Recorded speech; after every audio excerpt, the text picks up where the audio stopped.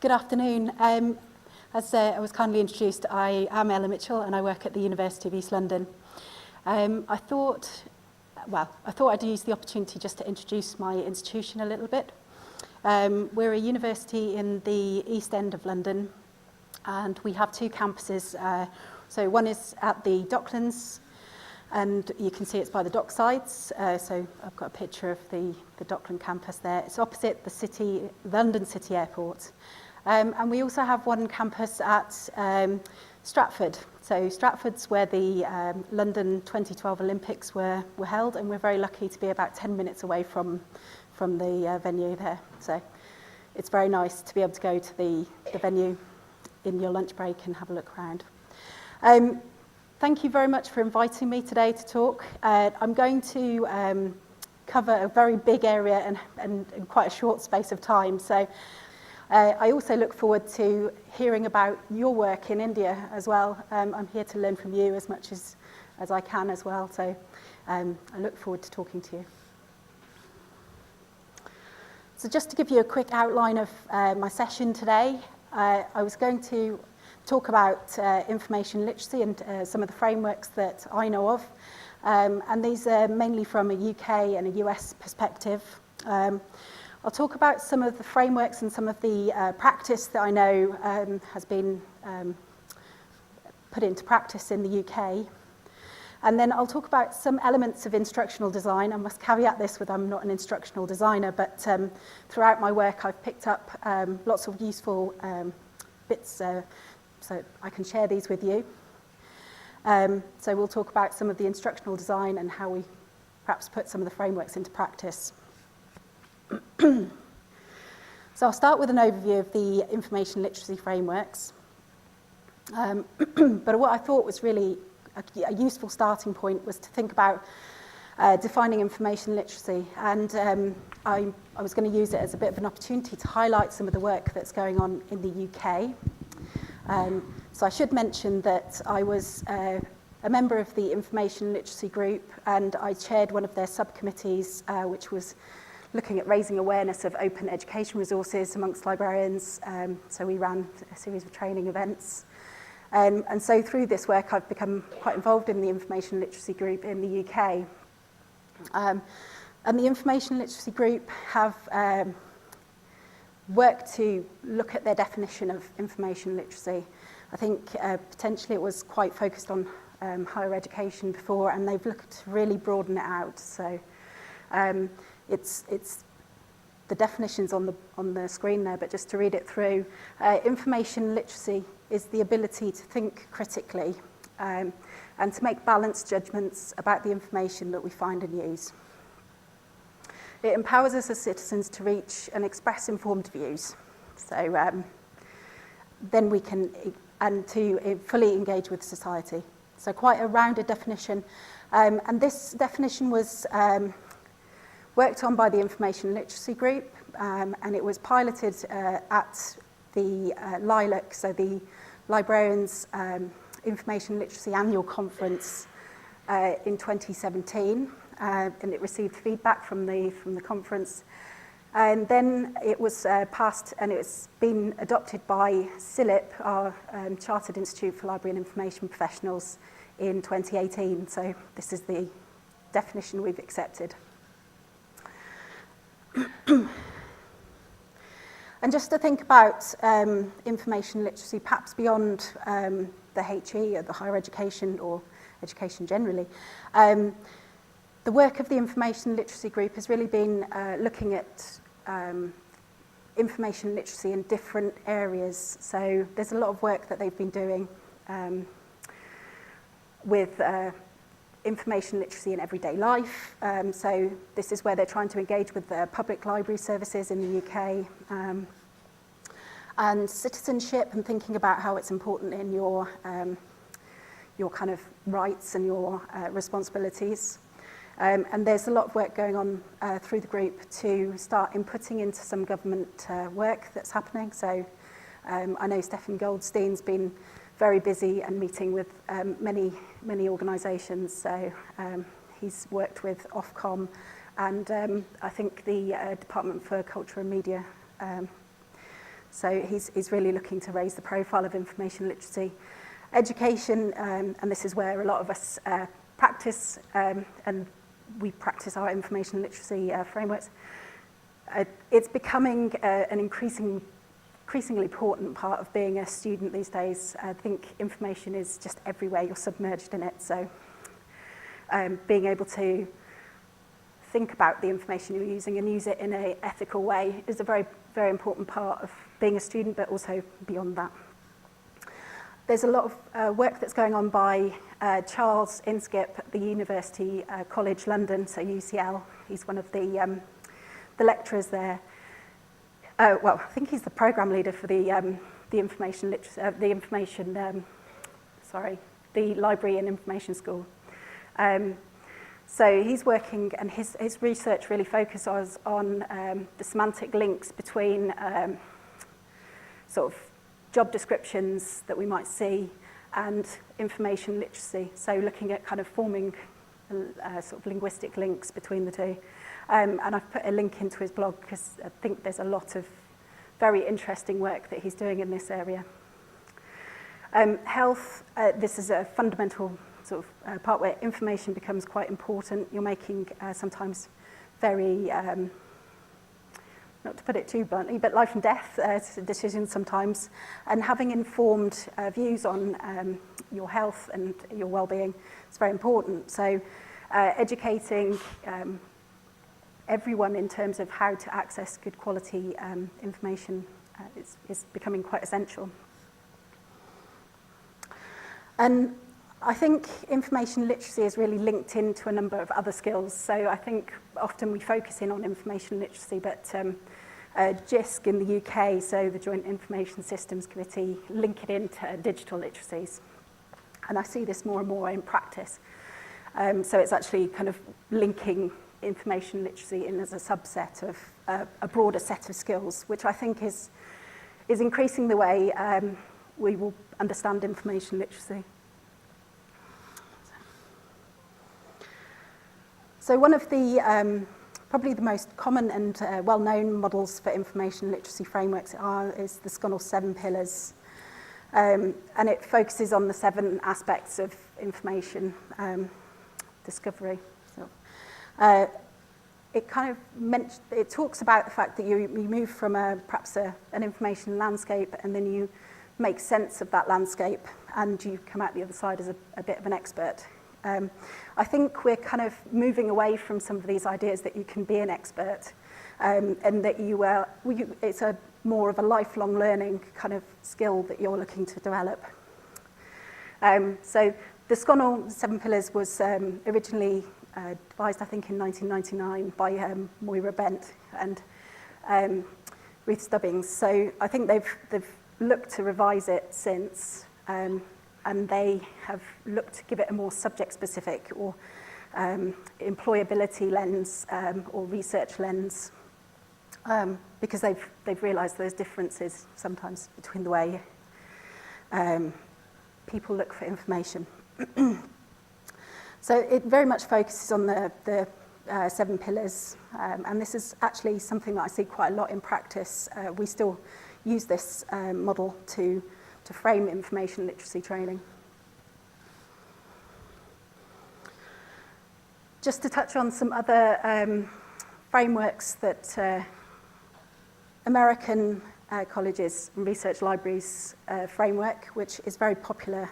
So I think that was also revised in 2011. This one is, I think, popular because it's a subject-specific lens in terms of the way it looks at information literacy. So it's been quite widely adopted. And it also gives, I think, librarians quite a useful framework to put into practice. Just to touch on a couple of points that I really quite like about the framework from the ALRC. The idea that you can concentrate on information literacy and that information may be different in different subject areas. I think that's something that we do see. And then also I like the idea that it thinks about information as a construct and a process, and I think sometimes students see it as an end product. So it's actually using some of this language that we can talk to students about. Actually, there's been work involved in creating this information. And that scholarly communications are a conversation. So I think sometimes, students sometimes see it as a kind of final answer. So it's training students to think about critically evaluating the information that they find. The ANSIL, again, is another popular framework that I've seen. And just to touch on a couple of aspects of this framework.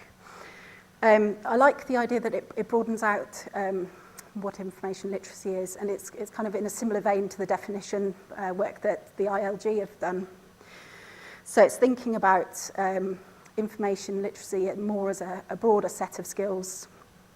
And it's linking in information literacy to lifelong learning. So it's not something that you will come out at the end of being an information literate person. It's more of a process. You keep learning throughout your life. And that information has a value. So it's kind of, again, imparting some of these ideas. And in the UK, in 2011, Jane Secker and Emma Coonan worked on a new curriculum for information literacy. And just to touch on a couple of areas that I think are important in this framework, they acknowledge that there needs to be flexibility in the curriculum, that we need to maybe think about how we focus information literacy training to focus in on aspects and needs for the institutions.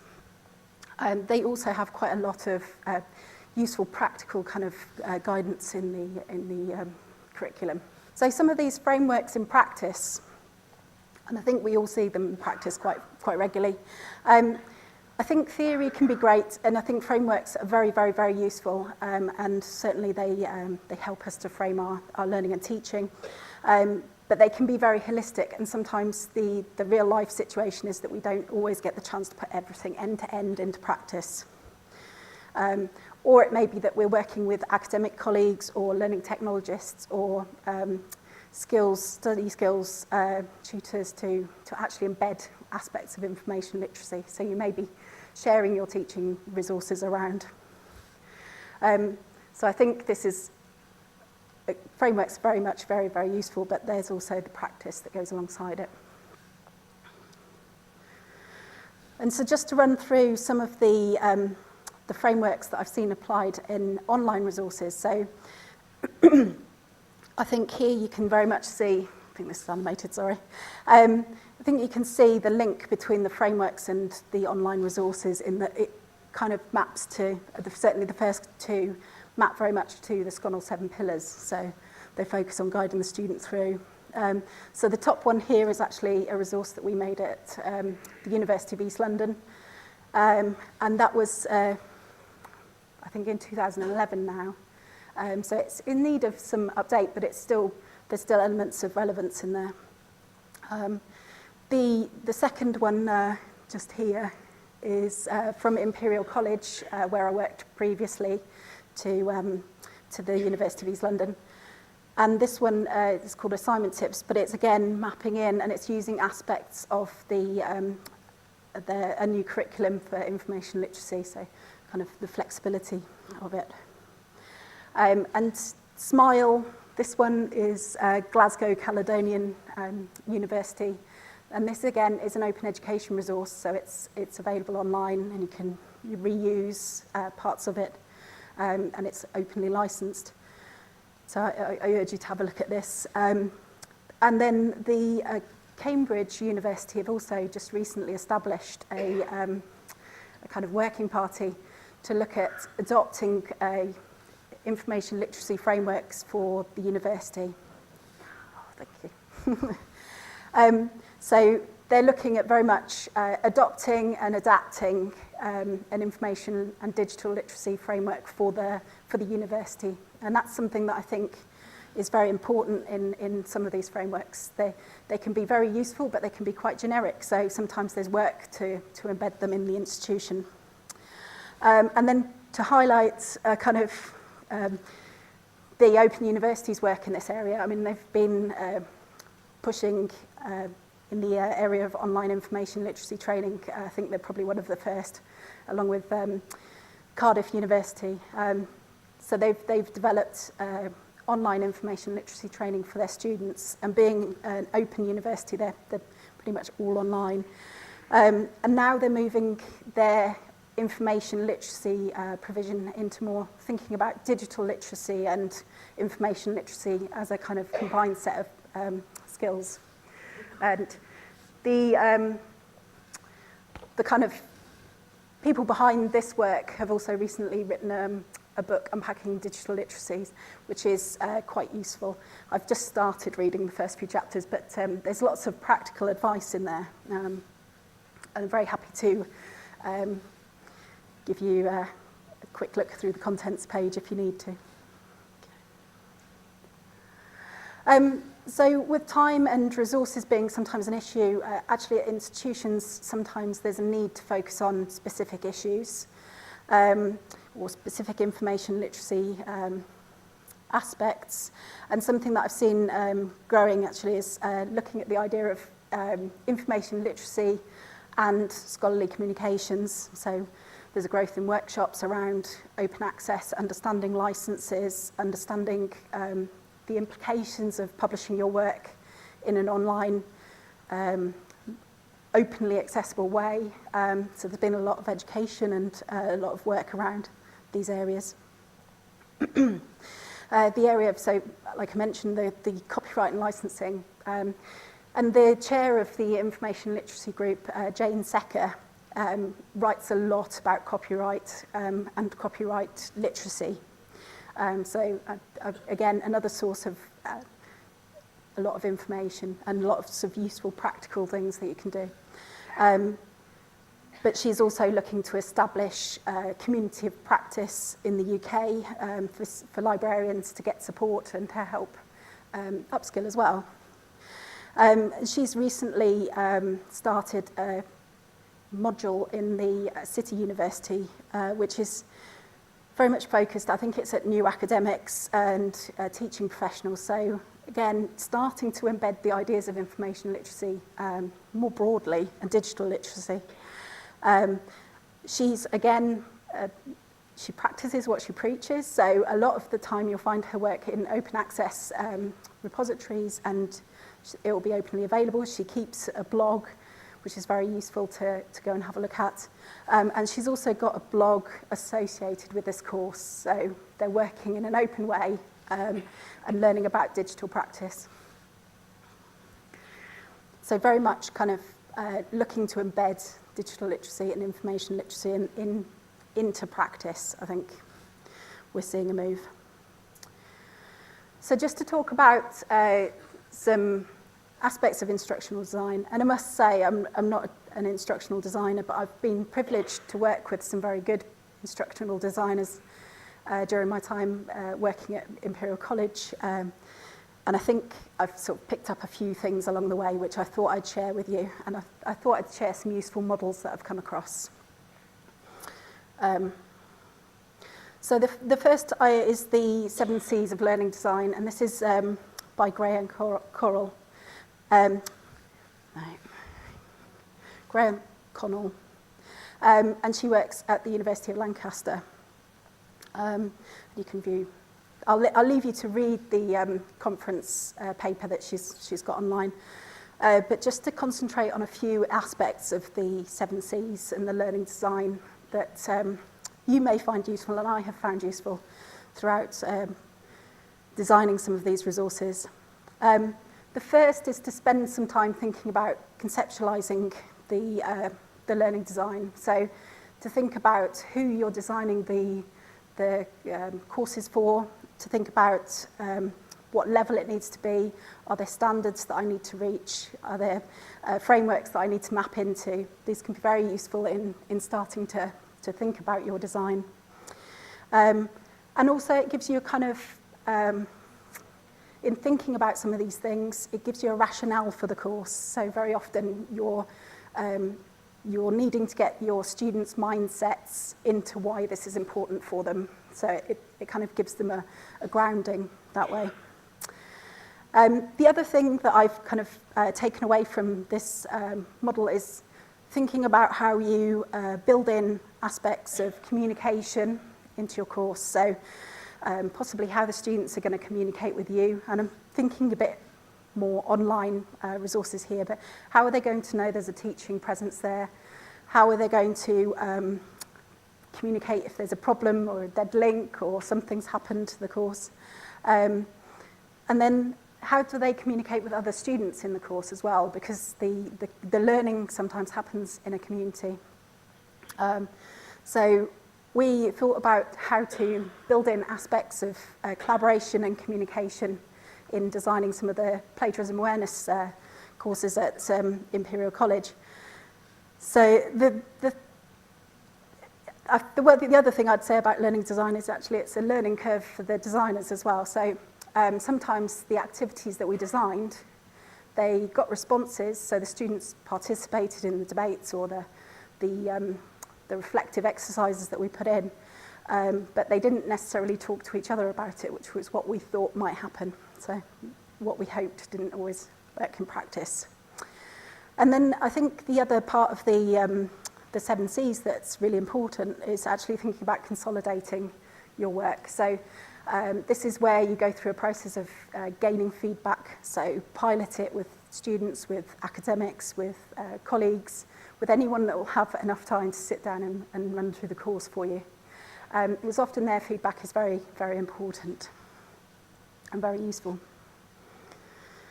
So I think often learning design is quite an iterative process, and it's something that's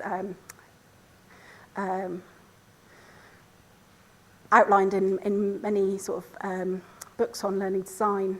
You know, you don't always have a perfect model first off. But it's taking that evaluation and putting changes in and honing the resources. So thinking about when you're designing courses, how to evaluate them, how to get students' feedback on them. So things like surveys are very useful. One of the other things that I think is quite important about designing learning resources is thinking about things from the student's perspective. And often these can inform the way that you design courses, but also the language sometimes that you use and how you kind of frame questions. And this really comes from some of the work that I did at Imperial College, where we talked to students. We ran a small focus group with students mapping their journey through an assignment. And then I'd been to a talk by Barbara Pfister, who talks about the sort of the transformation in students that occurs during their college years, based on the sort of the Ray Land models. So I asked the students then to, or we asked the students then to place post-it notes on parts that they found annoying or they found irritating, or there was some problem in their research process. So very often this was quite illuminating in that students, if they face a paywall, for instance, they turn away. Sometimes they don't have the tenacity to look in other places. Students are very time conscious, so they don't always have a lot of time, and time is precious to them. And I think that was drawn out in some of the panel debate actually last night, where sometimes we think that students have more time than they perhaps do to read, to accumulate knowledge, and to develop skills. So they're very sort of pressed for time.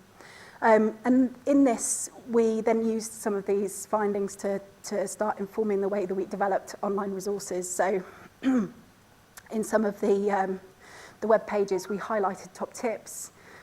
We tried not to make them too text heavy. We tried to keep them in different media. So where possible, we'd put links to videos and kind of create some videos content. Not so much in the assignment tips, but certainly in the info skills work that we did. So the other thing that we noticed is that students have quite a trust of friendly academics or friendly tutors or friendly students or research students that they know. So there's, again, trying to get those people involved in your project can be very useful.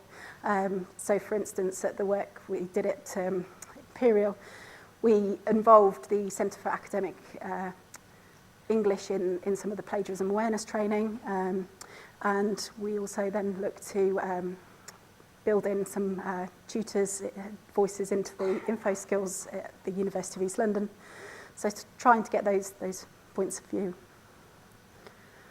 I should also mention that there's several other bits of research that they backed up what we found in the student focus group as well. So there's the project Information Literacy in the US, which is, I think, headed up by Alison Head. And that's very worth having a look through. So you might find common themes, although don't be scared to talk to your own students, I think, as well.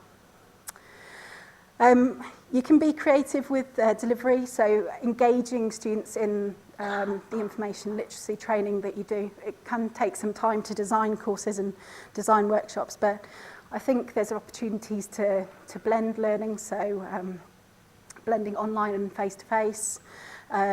Flipped classrooms I've seen used very effectively.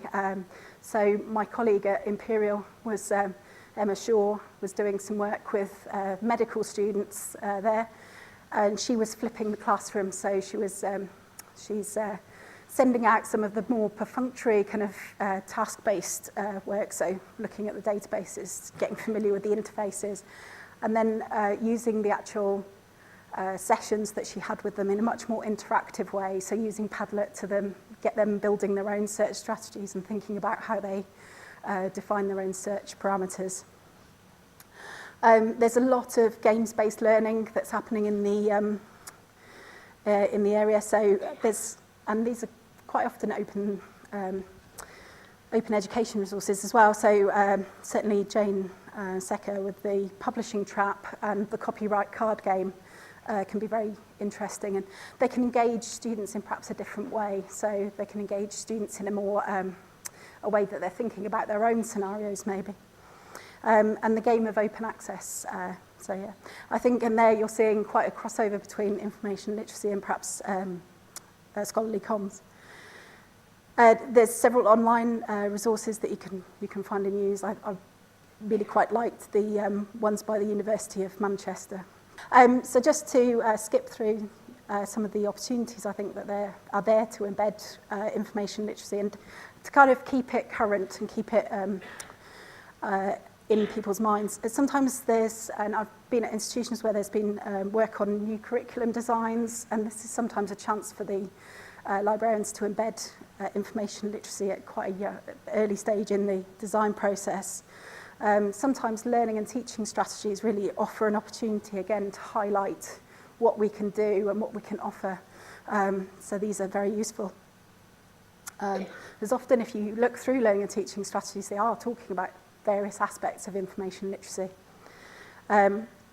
It can be a chance to focus on broader skills, so thinking about embedding more reflective questions and getting your students to participate actively in sessions. So I think sometimes they have things to offer, and we often learn from them as much as they learn from us. So thinking about building in opportunities for discussion, I think, is really important. And thinking about working more widely within the institutions where you can, and sometimes this is, again, with time pressures, we face difficulties, but taking the opportunity to work with colleagues in academic skills or academic module leaders can really help embed and broaden programs. There are many frameworks, and they all provide useful guidance, but it's important to think about being flexible with them as well. So using them and being able to apply them to your own institutions, and again, looking at some of the good practice out there on these. Thinking about time is sometimes a factor, and you have to kind of look at what you can do, but do keep trying to negotiate into design. And I think with the instructional design and practice, I think there's sometimes opportunities to really collaborate and start embedding information literacy skills into the research and more generally into the curriculum there.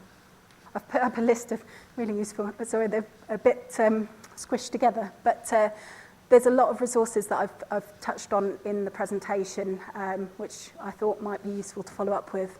And there are a couple of conferences which you can also follow. I think, or you may be lucky enough to go to, but the Lilac conference is a very big conference around the theme of information literacy. And again, often you'll see there's quite a lot of information on Twitter about the conference. So if you get a chance to tune into Twitter and have a look at some of that.